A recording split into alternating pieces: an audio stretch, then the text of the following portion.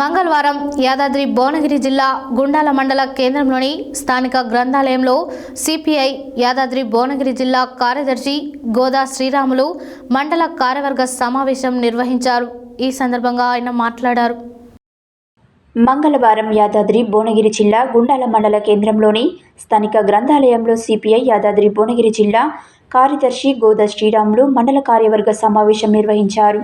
ఈ సందర్భంగా ఆయన మాట్లాడుతూ 3 సార్లు ఎమ్మెల్యేగా గెలిచిన గుర్రం యాదగిరిరెడ్డి వర్ధంతిని నవంబర్ 22న సుద్దాల గ్రామంలో నిర్వహించాలని కార్యకర్తలకు పిలుపునిచ్చారు.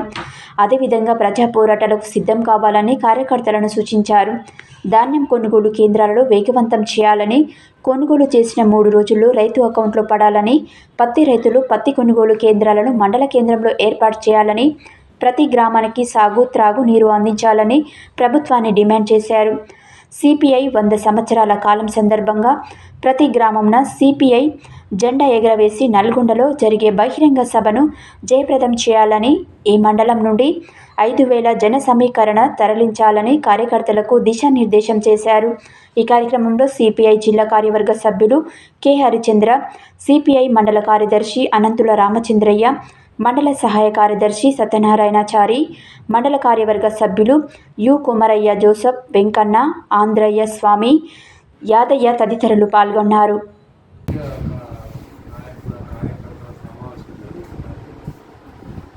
భారత కమ్యూనిస్ట్ పార్టీ డిసెంబర్ 30వ తారీఖు నాటికి 100 సంవత్సరాలు భారతదేశంలో ఆవిర్భావం జరిగింది.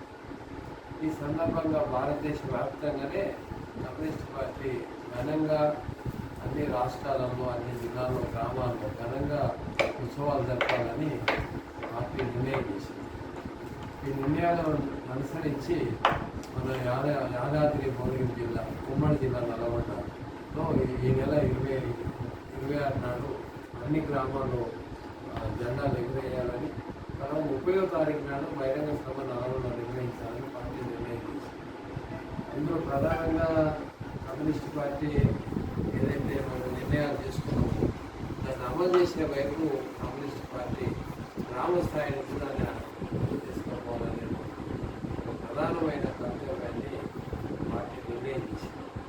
కాబట్టి ఇక్కడ ఉండబడిన యాదాద్రి జిల్లాలో ఉండబడిన ప్రజా సమస్యలు మనం కమ్యూనిస్ట్ పార్టీగా తీసుకున్న నిర్ణయాలు ఏదైతే ఉందో దాన్ని అమలు చేసే పార్టీ వెళ్ళాలని నిర్ణయం చేసింది. ముఖ్యంగా ఇక్కడ పత్తి రైతుల సమస్య రైతులంతా వివరించి చెప్తున్నారు. పత్తి రైతుల యొక్క దాన్ని ఏదైతే మార్కెట్కి వచ్చింది, దానికి సరైనటువంటి నిర్ణయం జరగాలి. దాని మీద ఆ నిర్ణయాన్ని అనుసరించి ఏదైతే పత్తిని వెంటనే ఎగుమతి తీసుకోవడానికి ప్రభుత్వాన్ని డిమాండ్ చేస్తుంది. ఇప్పటికే రైతులంతా కూడా వరిధాన్యం, ఇంకా గ్రామీణ ప్రాంతాల్లో మన వరిధాన్యం మీద కుప్పలుగా ఉన్నాయి.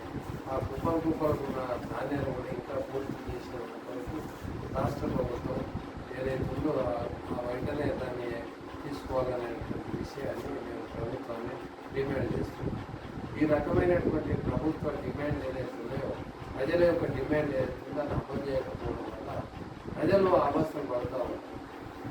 కాంగ్రెస్ గవర్నమెంట్ ఏదైతే మేనిఫెస్టోలో వాళ్ళు నిర్ణయం తీసుకున్నారో, ఏదైతే మేనిఫెస్టోలో చెప్పుకున్నారో అవి అమలు జరగటం లేదని కింది నుంచి విమర్శలు వస్తుంది.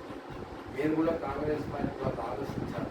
ఎందుకంటే గ్రామీణ స్థాయి నుంచి కూడా పై వరకు కూడా కాంగ్రెస్ పార్టీ మీద, వాళ్ళ విధానాల మీద, వాళ్ళ చర్యల మీద, తర్వాత వాళ్ళు నిర్ణయించిన అమలు చేయకపోవడం వల్ల రైతుల సమస్యలు అయితేనేమి, నిరుద్యోగ సమస్యలు అయితేనేమి, ప్రతి విషయంలో కూడా ఏదైతే ప్రజలు దాని వ్యతిరేకతను బాగా ఎత్తి చూపుతున్నారు. దాన్ని మీరు అర్థం చేసుకోకుండా మీ పర్యటనలు, మీ కార్యక్రమాలు అమలుపడతా ఉన్నాయి. ఈ యాదాద్రి జిల్లాలో మూసీ ప్రక్షాళన మీద మేము చాలా జనచైతన్య యాత్ర మాకున్న డౌట్ ఏంటంటే, మన హైదరాబాద్లో మీటింగ్ జరిగిన సందర్భంలో కూడా అందరూ ప్రధానమైన మేధావులంతా కూడా ఇంత పెద్ద విస్తృతమైన ప్రచారం చేస్తున్నారు. కానీ ఆ ప్రచారంలో అట్లా ఉన్నా కానీ అసలు పని ఏదైతే ఉందో ఆ పనులు మొదలుపెట్టే అవకాశం ఉన్నారు.